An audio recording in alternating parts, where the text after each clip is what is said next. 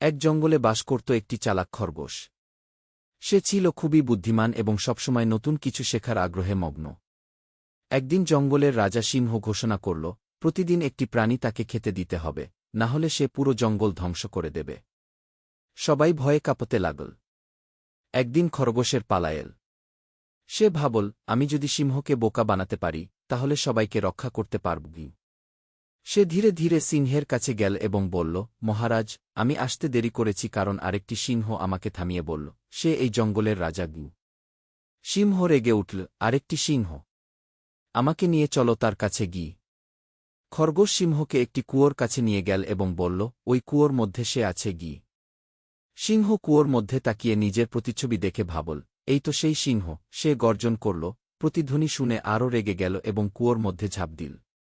এইভাবে চালাক খরগোশ সিংহকে বোকা বানিয়ে পুরো জঙ্গলকে রক্ষা করল।